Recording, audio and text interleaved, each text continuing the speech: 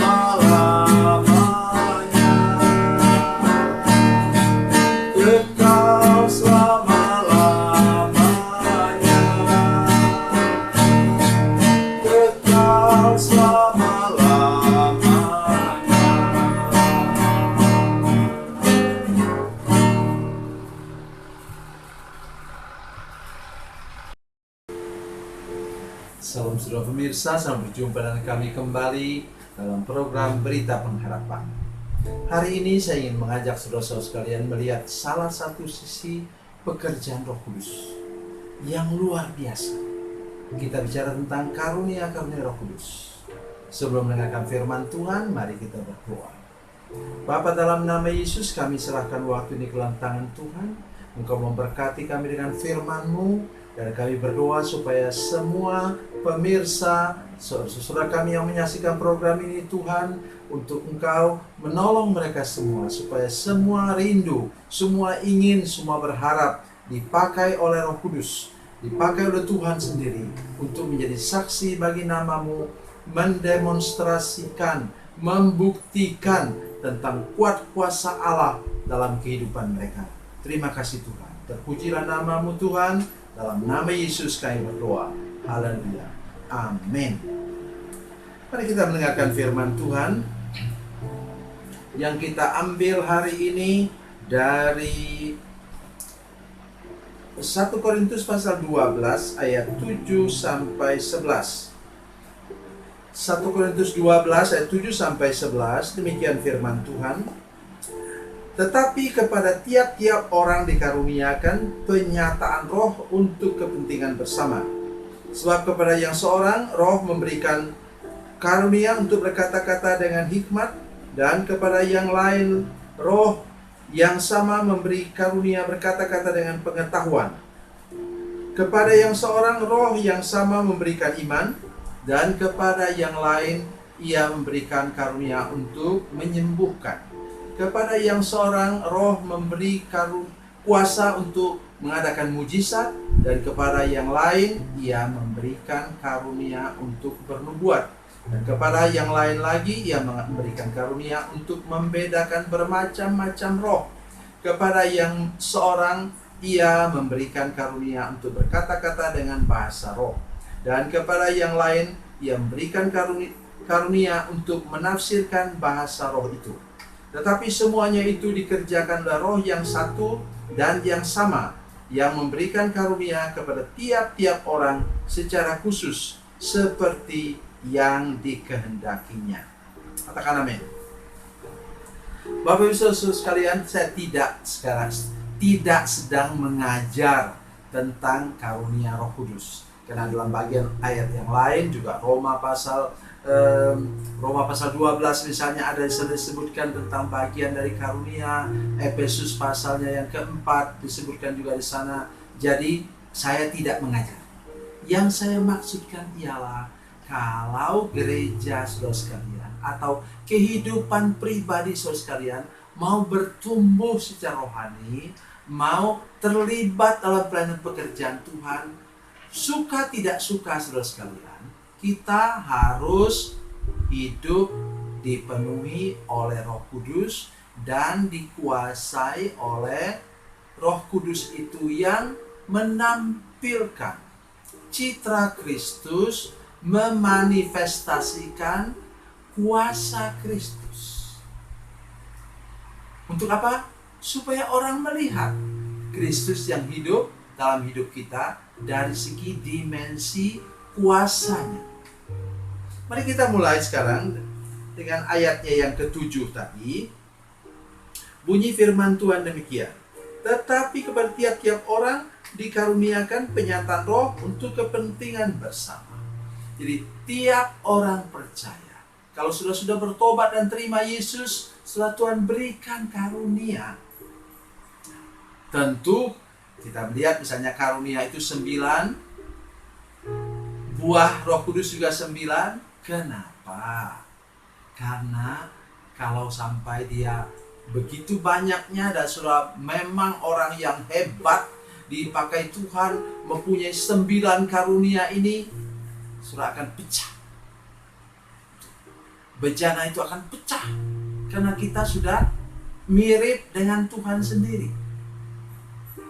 Memang ada sebuah buku yang ditulis tahun 1800-an saudara sekalian, namanya Meniru Kristus.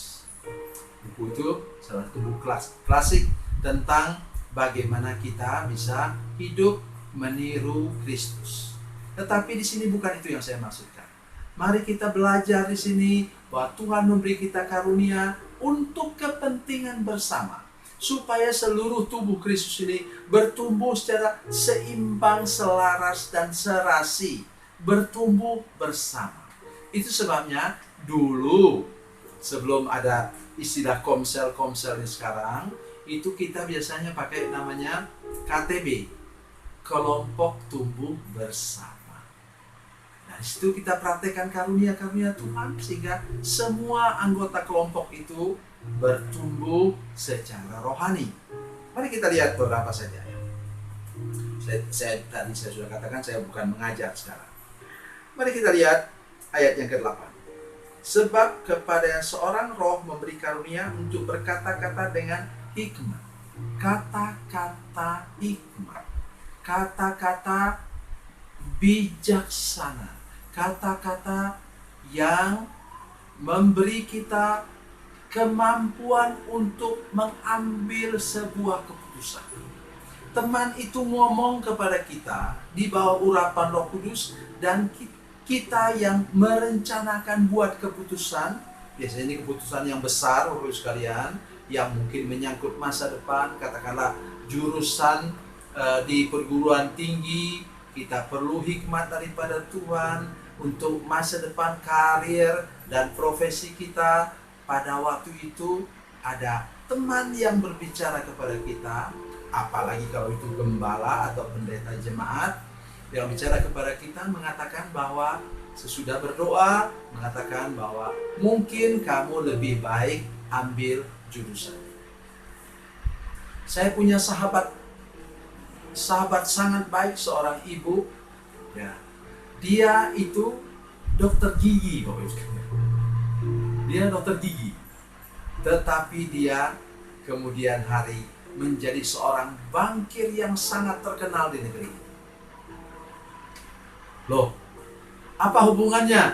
Saya gurau dengan dia. Saya bilang, Bu, apa hubungannya dokter gigi dengan apa? Dokter gigi dengan bank?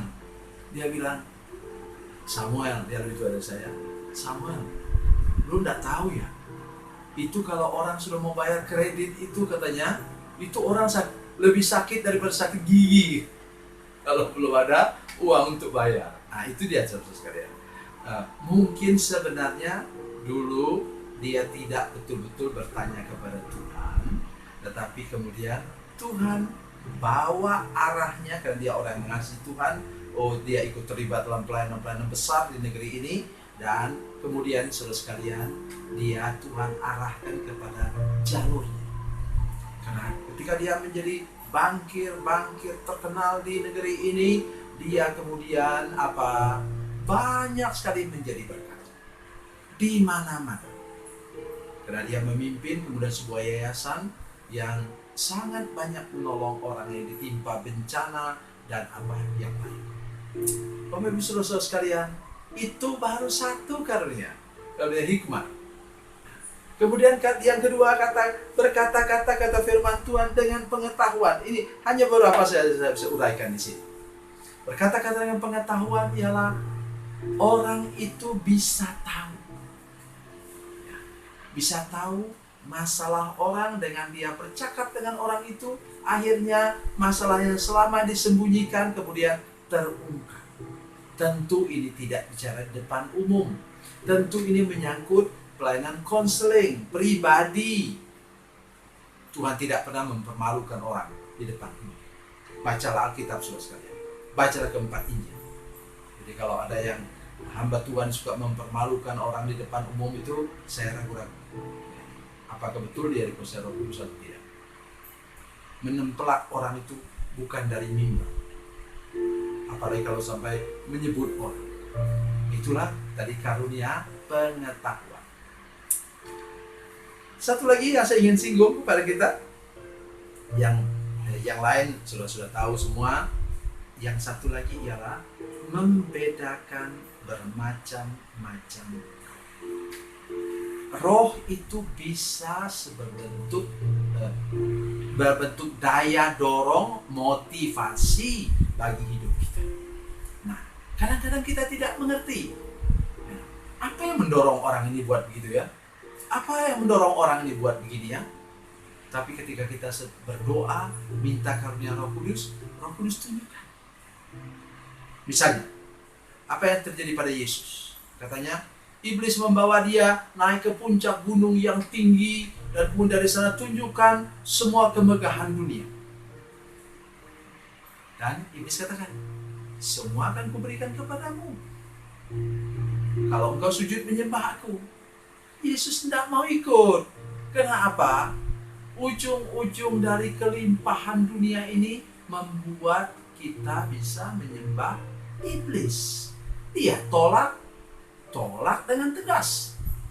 Hendaklah engkau menyembah Tuhan Allahmu. Dan itu dirinya sendiri. Ya, karena dia adalah anak Allah yang hidup. Bapak Ibu Saudara sekalian, itulah tujuan saya menyampaikan firman Tuhan.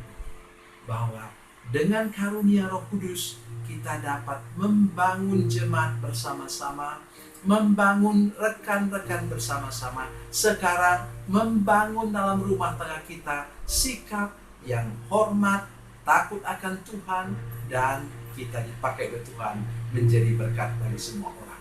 Tuhan Yesus memberkati, Tuhan Yesus baik. Mari kita berdoa. Bapa, dalam nama Yesus, berkati kami saat dengan firman Tuhan, dan kami sudah mendengarkannya, dan tanamkan di hati dan pikiran kami satu kerinduan untuk Tuhan beri kami karunia yang paling tepat untuk saat ini, untuk rumah tangga kami, untuk lingkungan kami, untuk gereja kami Tuhan. Terpujilah namamu karena Engkau tahu apa yang paling kami perlukan, apa yang paling diperlukan dalam lingkungan terdekat dengan kami. Terpujilah namamu Tuhan, penuhi umatmu yang sedang mendengarkan firman Tuhan dengan kuasa Roh Kudus. Dalam nama Yesus. Haleluya. Amin.